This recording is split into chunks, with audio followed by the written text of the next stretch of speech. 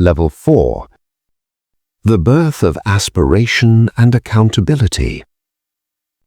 Our experience of life widened when we began to encounter ourselves not only in oneness with the Spirit Father and our fellow living spirits, but also in relation to the forms we were creating for ourselves.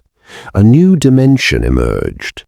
We could now sense the difference between our formless being and the living spirit that appeared within a particular form. Studying these forms and shaping them became an alternative preoccupation. It was a gentle shift, subtle and temporary, yet distinct from our primary preoccupation of dwelling in oneness with the Spirit Father and with one another. This shift marked the earliest stages of spirit forgetfulness.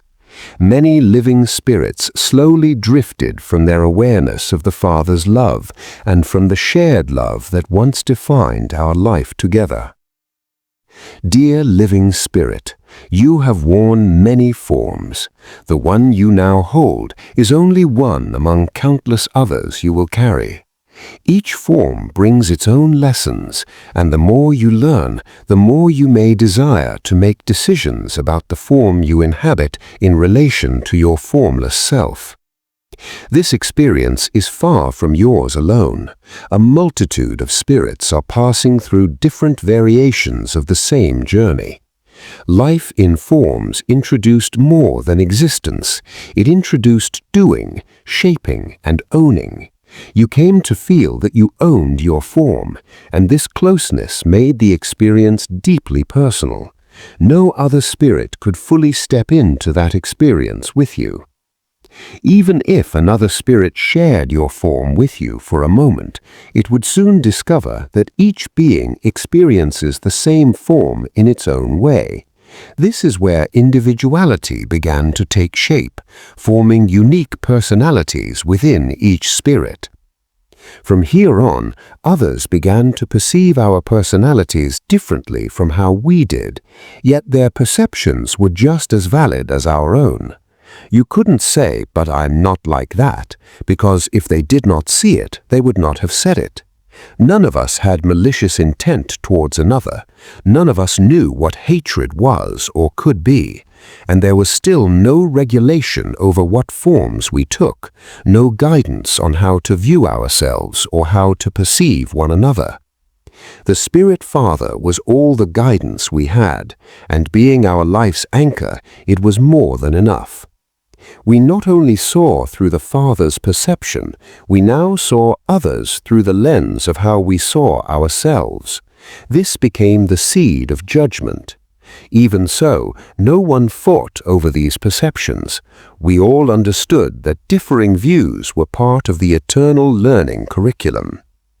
Despite our diverging interpretations of our new experiences, love remained our foundation.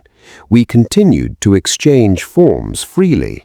Each form we took up revealed a new angle to our experience of life. Although form was not our primary reality, some forms felt more enjoyable or more fitting to us than others, depending on how they interacted with our consciousness and the consciousness of our fellow living spirits. When one spirit was enjoying its form, other spirits could feel the joyfulness, and we all shared it with the concerned spirit. Naturally, we desired to linger in forms that brought us greater joy.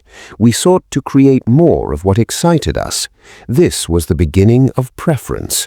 We began choosing one experience over another, one form over another. At this point, it became clear that we were doing all this for our own reasons. We recognized that we were the creators of our forms and that we were enjoying it. This realization was our first step into a new kind of existence, one where we saw ourselves acting independently of the Spirit Father, not in rebellion, but in creativity. We knew these actions were ours.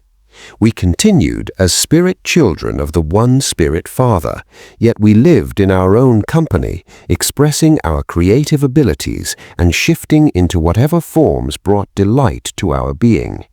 In all these, the Spirit Father remained as always, pouring forth love to all, a reminder of the truth.